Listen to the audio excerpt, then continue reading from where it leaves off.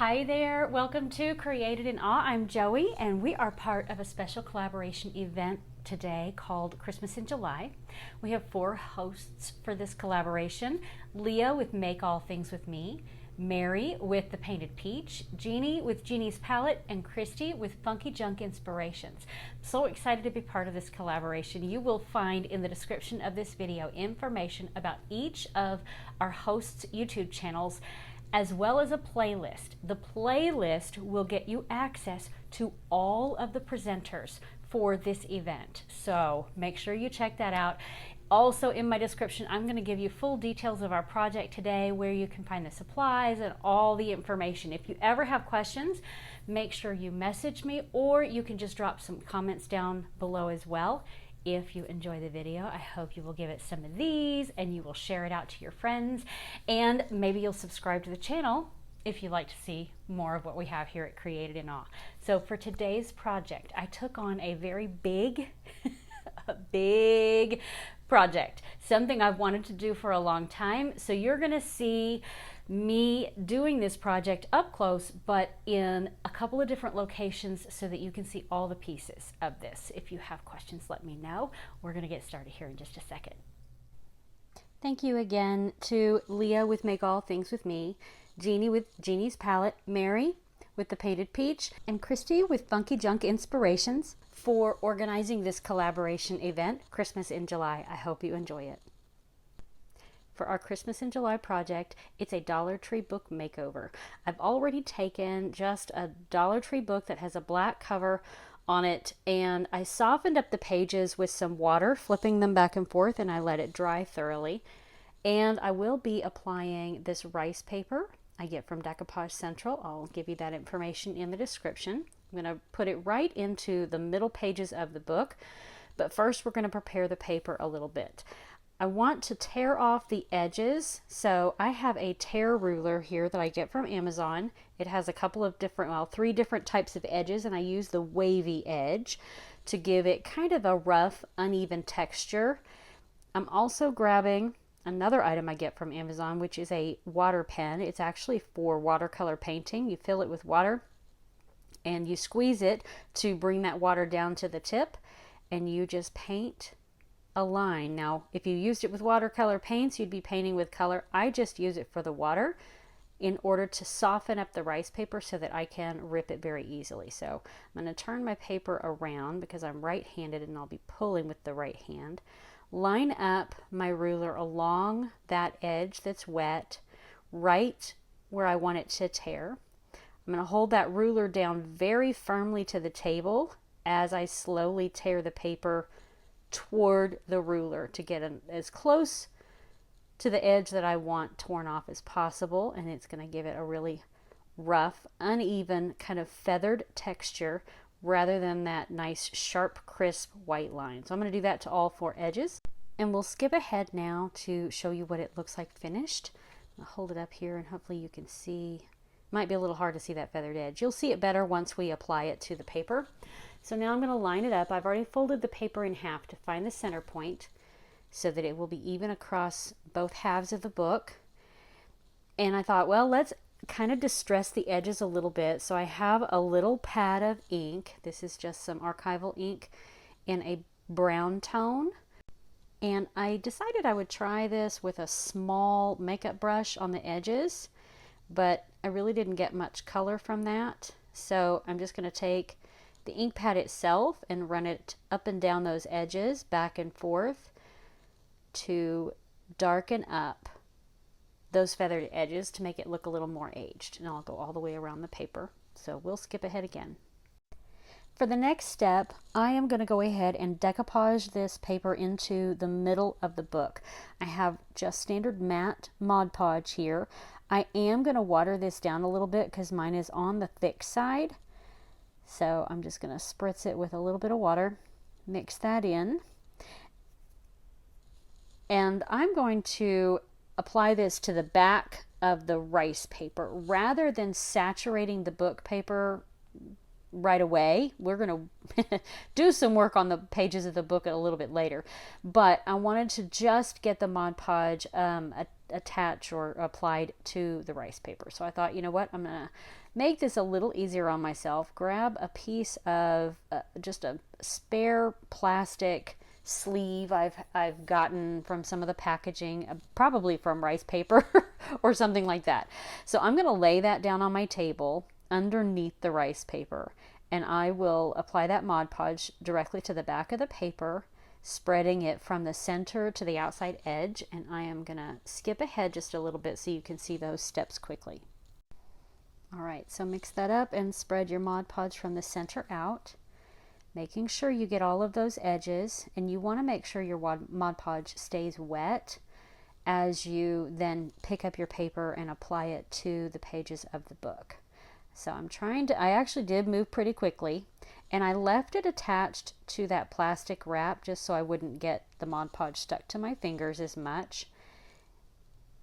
It did make it a little challenging to get it down into the center of the book and even. It's a little higher than I would have liked, but I thought I would go ahead and go with it because we're going to age and distress these pages a lot anyway, so I didn't think it would be too big of a deal. So now I have a dry chip brush I'm using to help smooth that paper down onto the book pages. It was not sticking in that one spot, so I added some Mod Podge, and I thought, well, let's just go ahead and seal the whole thing down. So there's the Mod Podge again with a little more water.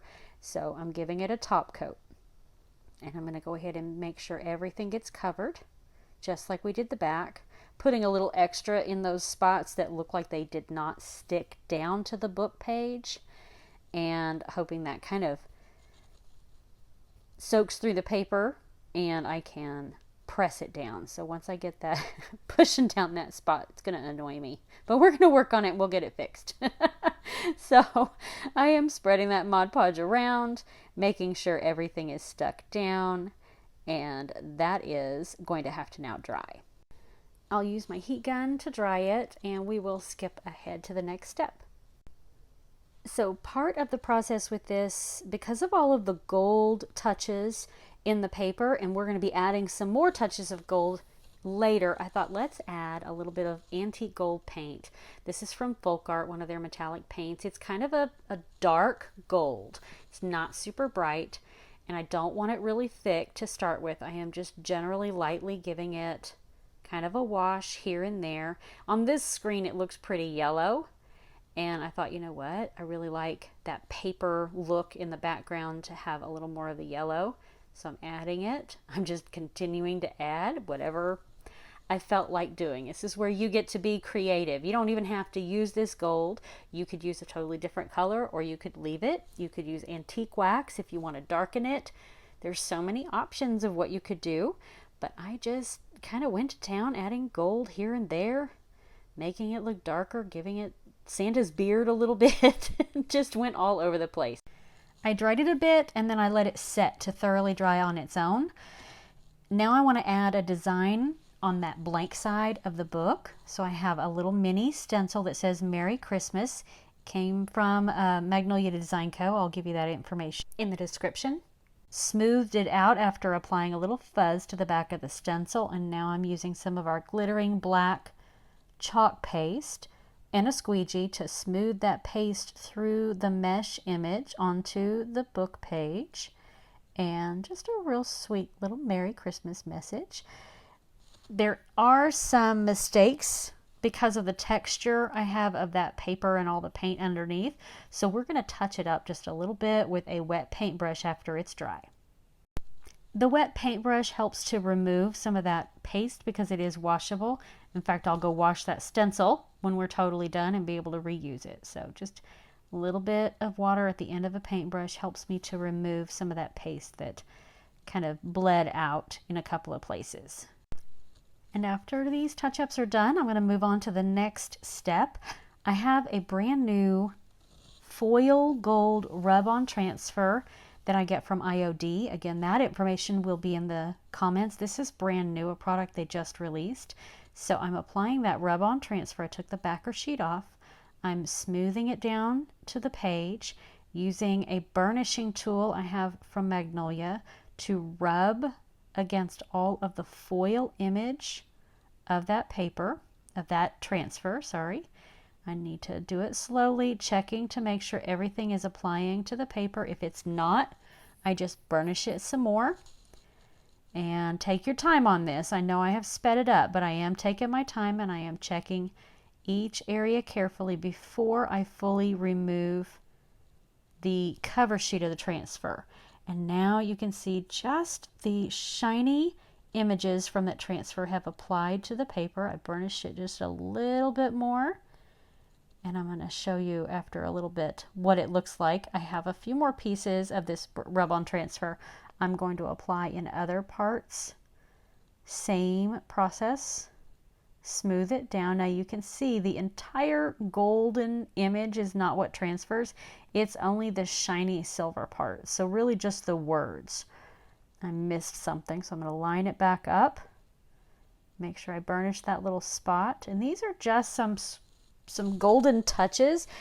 Most of the words on this rub-on transfer I think are actually French, so it's not something we'll be able to read. It just kind of adds a touch of gold.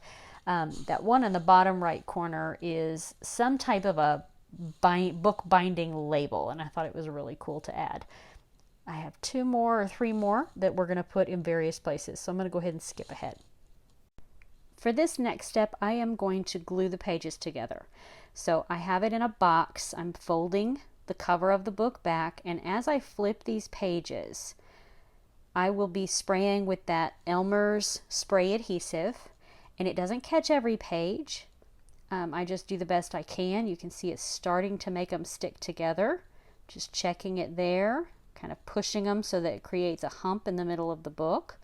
I'm getting those corners a little bit, and now I'm going to continue to just flip and spray.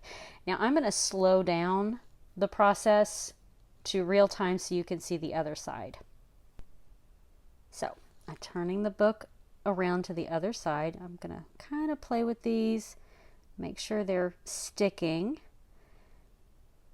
Push them up to make a hump kind of as I turn it.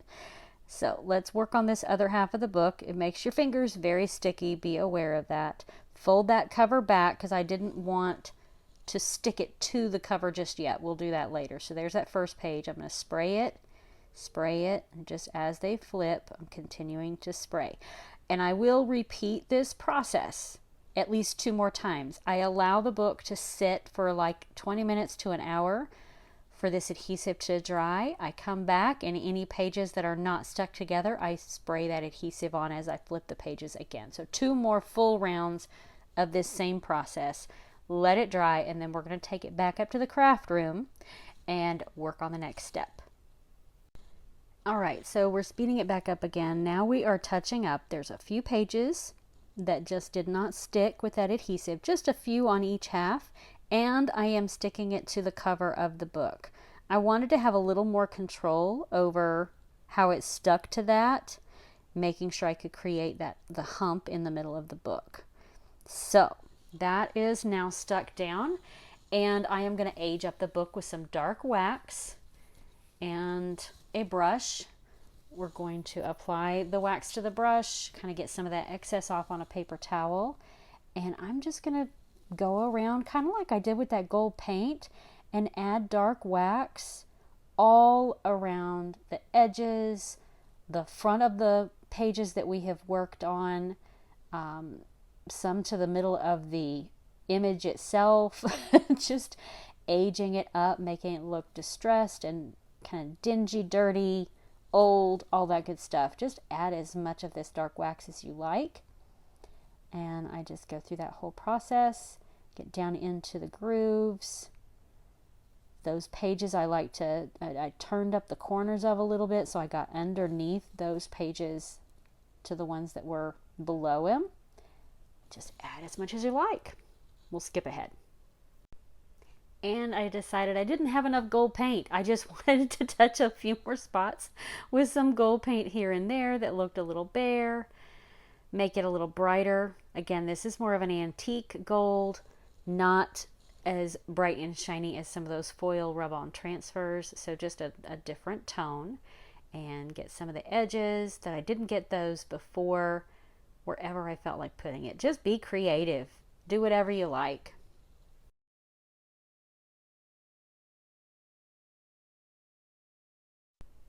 So we're getting close to being done, but I wanted to embellish just a little bit. I have a few scraps of things that I'm going to tie around the middle of this book, right around the spine, through and in between these center pages. So I have a bit of coffee stained cheesecloth, and on top of that I have kind of a sheer organza gold ribbon, and on top of that I have layered a coffee stained piece of seam binding. So I'm tying those together down at the bottom, and I'll make a little bow, and then we have a little more embellishing to do.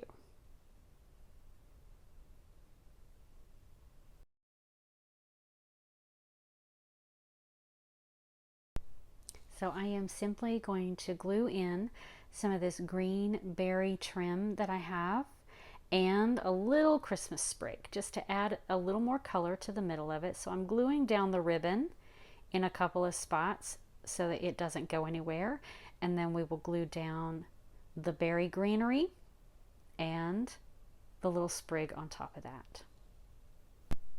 So here's that last piece being glued on top.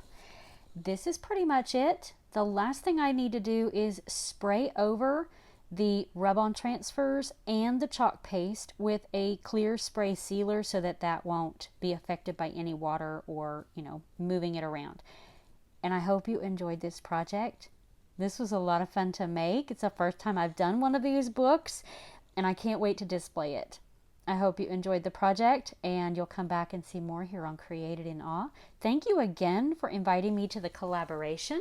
Thanks to Leah, Mary, Jeanie, and Kristi.